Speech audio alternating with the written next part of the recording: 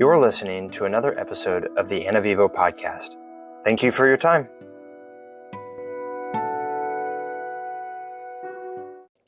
The following episode is not okay for kids like me. Please listen to this one with discretion. Thank you. Well, you heard it there first, folks, from my now 8-year-old, Oliver, giving the audience a kind reminder that what we may be discussing in this podcast, in this episode of the podcast, may not be suitable for young ears or for your ears if you are a sensitive listener. So, with that being said, let me introduce to us the man who will be bringing all of this insensitivity. None other than racist fighting against, which is... I like that. I thought you were going somewhere else with that. Mr. Kevin Bloss. Thank so I want to lead in with that, racist fighting against, because I don't know what that means. What I should be saying is fighting against racism. Yes. But it shouldn't matter, right? Because I put the words the other direction. And so it should all be the same thing. Yes. If I pause long enough and just say racist, yes, then the audience is immediately turning off this episode. If you wordplay it, then you're not really racist. Right, exactly. But if I play a semantic game, then I'm not racist at all. Yes. So I don't know if that's what we want to be talking about in this episode necessarily. But if we want to get banned, maybe, yeah. Yeah, I mean, we could be totally shut down. Yeah, shut it down. Shut it down. Yeah. We're from the grunge era. This is the Seattle side of things. So when it used to be tough. When it used to, yeah, that's right. Spikes and leather. So anyway, yeah, bad jokes could totally come out of that. What you just said, especially in today's day and age. And they should. Yeah, potentially. Okay, so what do we want to talk about in this? Now that I get to steal you for an additional short podcast. Actually, that's a good segue into, for those listening and maybe just tuning in for the first time, this is a short. So we're going to be here for just a few minutes, 20 minutes with Mr. Bloss, and then we'll be cutting back out to your regularly scheduled program and back to the normal episodes. But we really, I feel compelled to say really, feel strongly about what Kevin is going to share with us today. Oh, great. Thank you. Thank you for putting it on my shoulders. Definitely ain't talking about anti-racism because that's garbage. I say that because it's just propaganda. If you really want to not be a racist, just don't think that you're better than somebody. It's as simple as that. And if you find yourself having stereotypes of people, just look and see where it's coming from. Is it because there's comedy out there that's funny and it's distasteful, but everybody's laughing at it, from black people to white people to all different skin tones, and maybe you shouldn't be consuming it because you're a Christian, or it's not good for your kids. Call out. Yeah. And that goes for me too, because I listen to stuff that kids shouldn't be listening to, but at the same time, as Christians, we should use discretion. But regardless of that, thank you. I have to use these. I paid for them. Thank you. That was a good one. I don't buy into the whole anti-racist garbage. And me and Tim were talking. I'll put him on the chopping block too, so that people can rake him over the coals just in case. Send your questions in, please, to kevin.bloss at gmail. I mean, the whole thing where it's okay to say person of color, but not colored person, which I get where colored person comes from, because it came from a Jim Crow racist time in our culture. But just because you switch the words doesn't make it less racist. Right. So person of color or colored person. Yeah, I don't use either one because the person of color is stupid. And wait. Who's no, stupid? Not the person of color, but the term person of color is stupid. Okay. And obviously, colored person comes from a time where people actually were very racist against mainly black people. And so going back to, if you think you're racist, then just look at yourself and say, okay, if I'm actually racist, why am I racist? Or is it because someone's telling me I'm racist just because I don't believe their lie? Or maybe I just say things that are politically incorrect, but I genuinely care for all types of people. And skin color is just skin color. It's melanin. People who are white have less of it. People who are black have more of it. And it's a protective quality. It's a genetic thing. It's how God created us. It's where we live. Obviously, if you're white, you can't get to where you're black necessarily, but you can get tanner. I have to. What did you say? I'm gonna get what? Oh, is that a bleep? Is that a bleep? What can I get as a white person? Tanner. Oh, blacker? Okay. No. Yeah. And if none of this makes sense, I would encourage you to go to Answers in Genesis that talks about. Ooh, that's a good. There's a really good one about melanin. Yeah. And I'm not sure what it's titled, but it basically Just shows. Googled Answers in Genesis. Yes. Melanin. Yep. Yeah. Talks about ancestry, that the Indians, Native Americans, whatever you want to call them, that Christopher Columbus came and apparently was totally horrible towards, which is what is being taught in some mainstream schools. But that actually, in fact, there were other people here before them. And it's just this constant cycle of just humanity either conquering each other, because that's just the way things go, or they are sinful and they're doing horrible things to the existing culture or whatever, or they come because they're running away from something that's evil, and they find people there and they want to make peace and learn about their culture and bring their own culture. And it's all part about being a melting pot and just being human beings that live on this created planet that we're supposed to share. But anyways, going back to the whole racist thing, not to go on some crazy rant, but look at your life. Like, do you have no other black friends if you're white? And I say those terms just because it's easier to say them, not because I believe that all white people are white people or all black people are black people. Because there's Jamaicans, there's Africans, there's... Yeah, you don't know me. Yeah.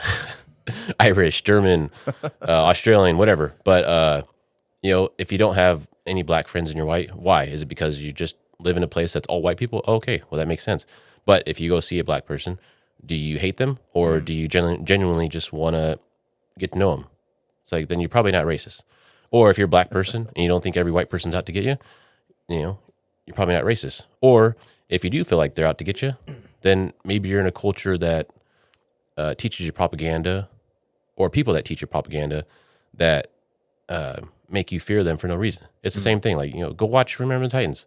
It's like the white people have to understand that black people aren't inferior. And the black people have to understand that the white people aren't always out to get them. And I think who was the coach? Yeah. I just call him Coach. I almost called him Vin Diesel. It's Denzel Washington. I don't know why. But he taught both of them. Props you guys, to you for not seeing color. Yeah, exactly. And again, like, we don't need to be colorblind because there's beauty in each color. It's like looking at Crayola box and throwing out the white and the black crowns because they're whatever. It's like, it's stupid. Like, look at all the colors, including the white and the black crayons, and just enjoy all of them for what they are. Like, enjoy quote unquote white culture, which is European, which is Australian, South African. They're also Africans. So white people can also be Africans. There's a tangent we could go down. Yeah. So not to make the rant that bad, but there's all kinds of cultures. It's not just white, black. I won't say the other ones because I don't want to get too far down the racist rabbit hole, which I'm not racist. Yeah, you heard it here first. Yeah. Chinese culture, all that stuff. Just, I think saying not that someone is not racist automatically makes them not racist. yes. It's just like, it's like self-fulfilling. Yeah. I don't know where to go with that. Is there a sarcasm button on this? There's should be a sarcasm button on this. What did I buy here? Anyways, you take. There you go. Yeah. That's not sarcasm. That's the truth bomb. That's where the gangster glasses come down. And, go down the chain. Yeah. No. I'm done talking. I think that's where you come in and save me, Tim. This certainly doesn't have to air. But I appreciate authenticity. And so what I enjoy about this podcast and episodes like this is that we can share and do and talk about whatever we want within the confines of respectfulness of other people.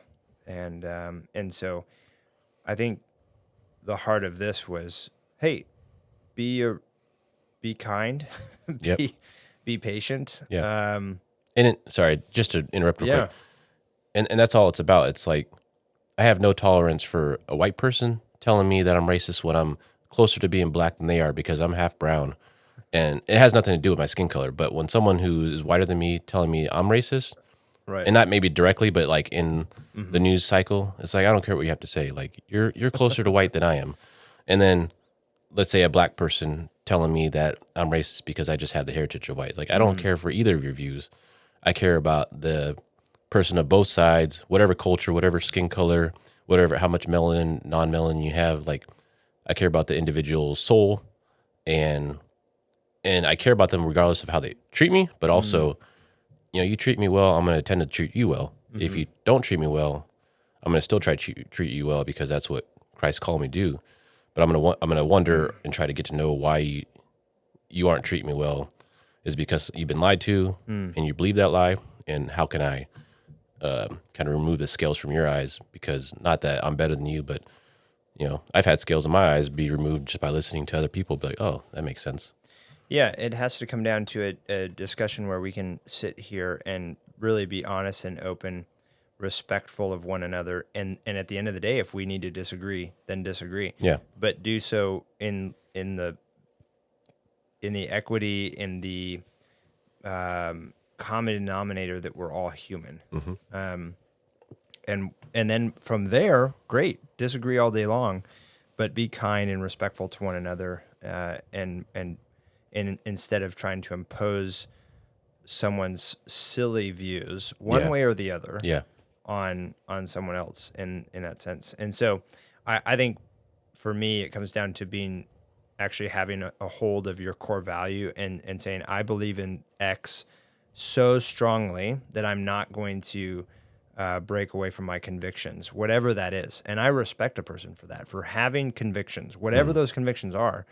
Wow. Amazing, and props to you for being able to stand up with those convictions, and stand by them. But at the same time, be respectful of the person across from you who doesn't have those convictions and has entirely different convictions. And so, when we start getting into this game of like, oh, I'm going to patronize you, or you're all wrong, and we're lumping everybody together and different things.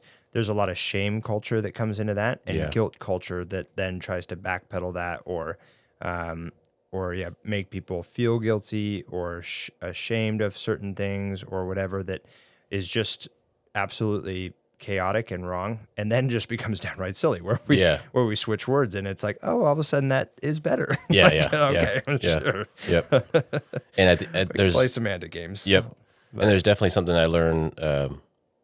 If anybody listens to the Dan Bongino show, he says there's a Dan Bongino rule, or the Bongino rule, where you hear something in the media, and before you get on the bandwagon of sensationalism and emotions, give it 24 hours.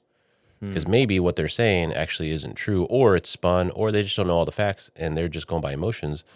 And, oh, this person got killed by this other person, and we know how the story goes. But nobody wants to ask the question, or at least they're too quick to just assume. They don't ask the question, okay, well, why did they get killed? Oh, okay, well, that makes sense. Why? Because this person has a life of crime. Doesn't mean it's not a tragedy, but it does mean like there are steps to where, you ask for trouble, trouble comes find you, or people defend themselves from your trouble. Always more to the story. Yeah. Always more to the story. Yeah. Or both sides are wrong. You find out that they're both idiots, and unfortunately the other person got the short end of that stick, or the other person is totally a horrible person and killed an innocent person for no reason, and you're like, oh yeah, then you condemn it. But give it 24 hours so that your emotions can calm down. Right. And you can see clearly, just like, you hear this preacher preach and you're like, oh wow, that sounds really awesome. That sounds super spiritual. But then if you go back home and you look in the word, you're like, nothing that he's saying is matching up. It's like, he got me feeling really good, but none of this is biblical. Right. So then, check it out. Yeah, I like it. Yeah. It's good. Follow the truth, not the money. Money talks, everything else walks. Follow the money if you want to find the corruption. Follow the money if you want to find the truth, yeah. The corruption, That's right. All right, well, that has been a good sort of time. Short episode. We'll rock, paper, scissors to see if we air this or not. Yeah, send your comments and questions to actually visit Tim Actually, at his. come visit at our recording studios, out at Kevin's house. So, and bring all your questions. Should we close it with a little bit less? I'm just going to put a disclosure out there Go ahead. Neither of us are racist, and like I said, saying that automatically makes me not racist. So thank you. And the reason why we bring this stuff up is because there needs to be a voice against the propaganda out there.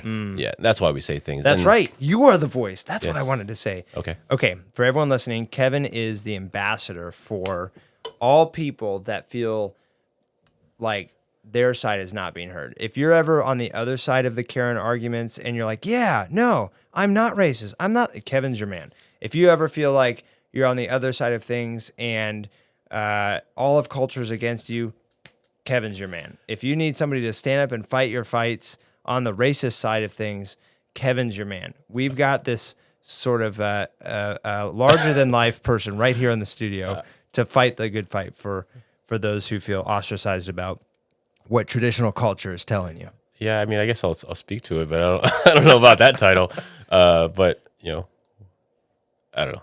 That's just how I feel, and the reason why I say those things is because I grew up having people in my own culture be racist towards me because I wasn't dark enough. And so that racist thing goes both ways. It's not a white supremacy thing, although that exists. And if someone's speaking white supremacy or saying it's the threat to society, maybe take a look at their skin color and see if they're white and they're in their high authority and they're trying to tell people that they're racist and they have white supremacy.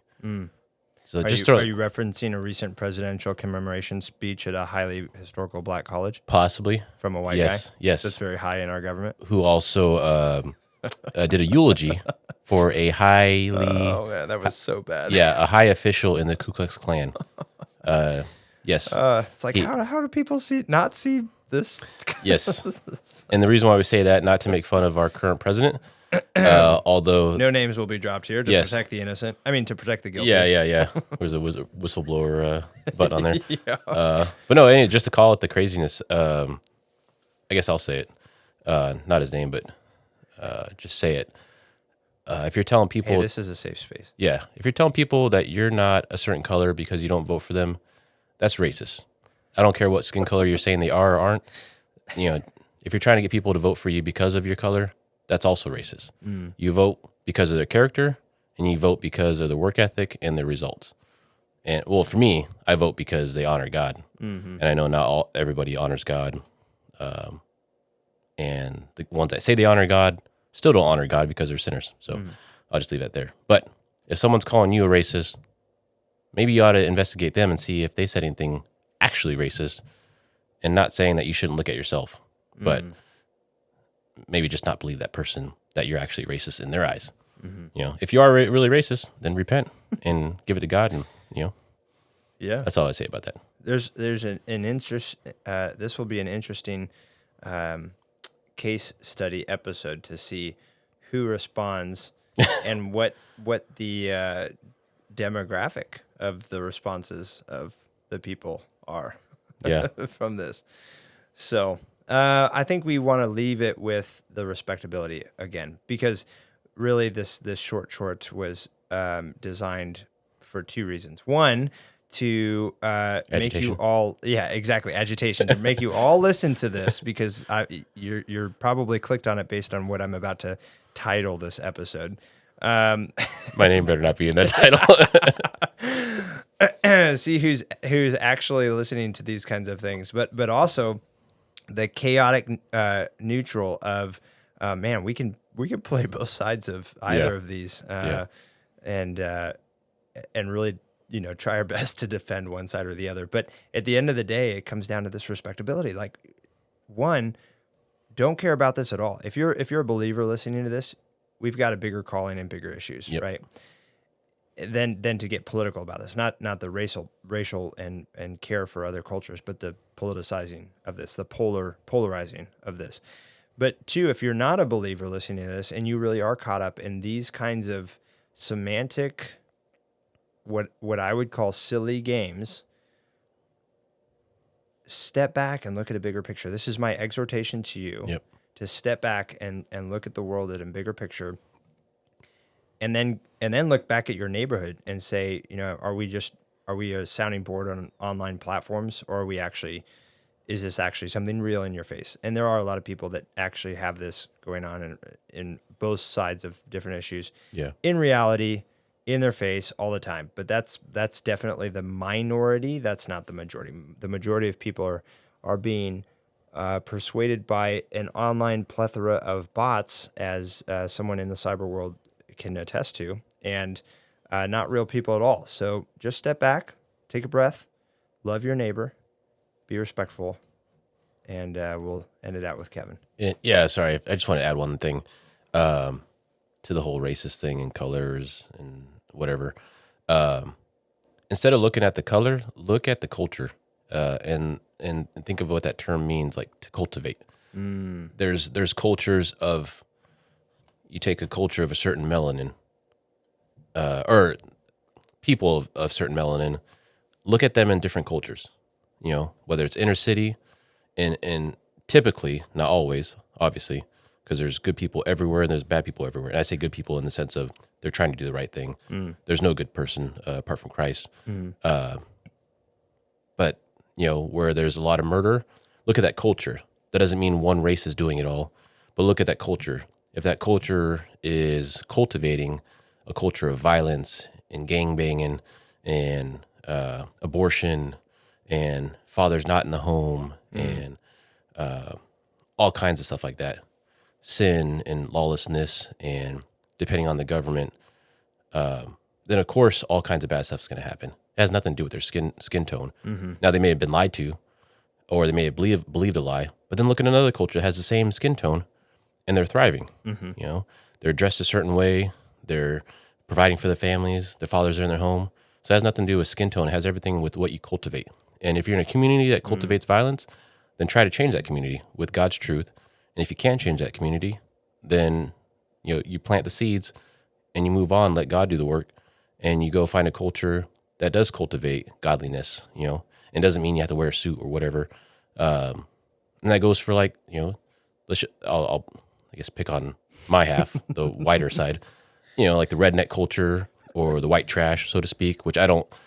You are an interesting mix of. Yeah, I guess brown and white, if you want to do color. And so what I say is there's obviously cultures where,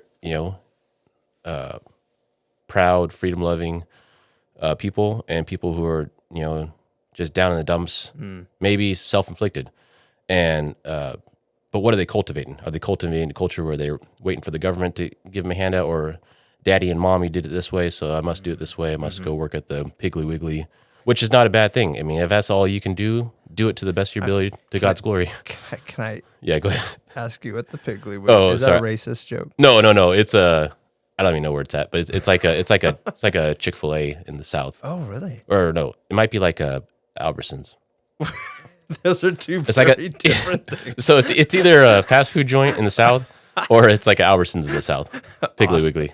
Because you're a redneck Chamoran, so you're bringing I'm not really culture redneck from this. Yeah.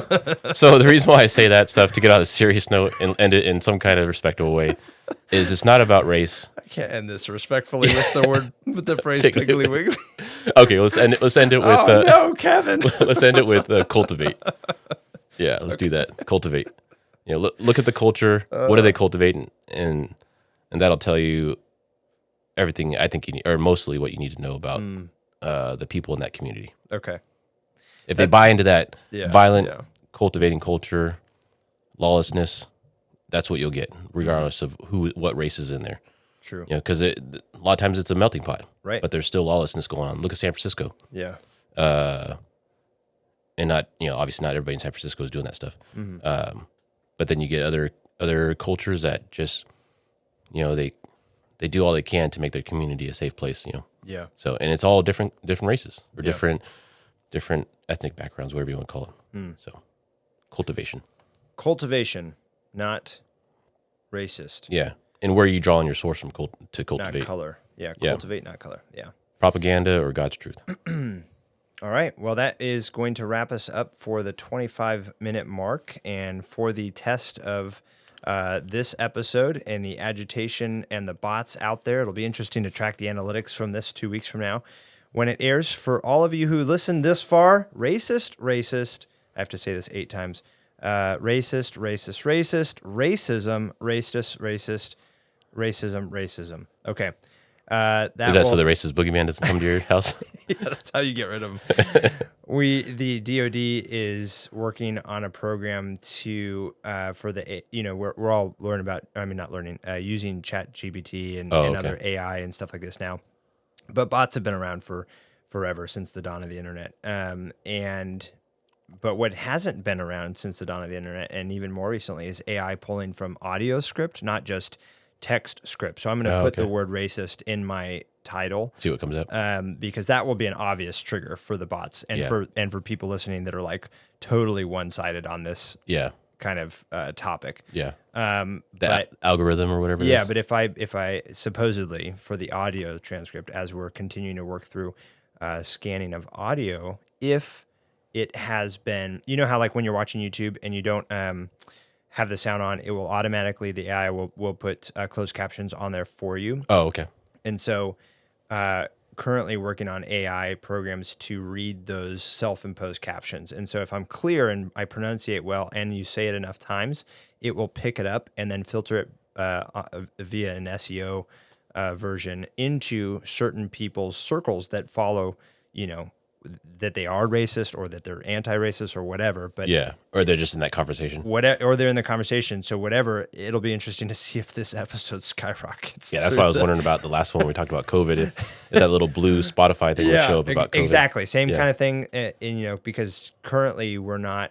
I'm saying we a lot, but the U.S. doesn't authorize the AI portion of audio transcript screenings versus text screenings or like social media posts or things like that. So it'll be interesting to see kind of where this goes. And this will live on the internet forever, right? And so 10 years from now, I could be in prison for something for just saying the word. So who knows? Yeah, right? My name is really not Kevin. Kevin Bloss. Yeah. Thank you for that.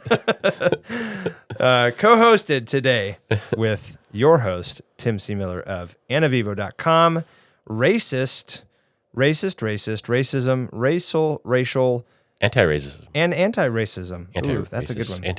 They would probably pick that up. Anti-racism. Isn't there go ahead. No, that's it. All I wanted to do was just say that word more often. Gotcha. Plug it for the episode here that we're tracking these ridiculous analytics. Okay, as my kids would say, race it. Thanks for listening.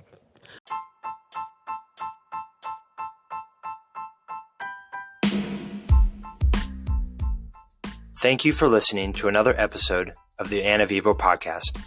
We welcome your feedback and ideas. You can learn more about us by simply Googling the word Anavivo. This podcast is supported by listeners like you. I am a licensed real estate broker with Compass Real Estate and a nationwide real estate matchmaker. We consult with you for free, find and vet the right real estate professional that specializes in the area and niche you need, are paid by that professional, and they get clients like yourself who want and need their unique specialty or winning track record. If you or someone you know is in the market to buy or sell real estate anywhere in the U.S., don't simply web search the highest paying advertiser. Let us use our licensed experience to find and vet the real and best professional for you. It costs you nothing but a phone call or email with me and has saved my clients financially and emotionally. I'd be honored to serve, and you can reach me direct by email at tim.c.miller@outlook.com. And as always, to God be the glory.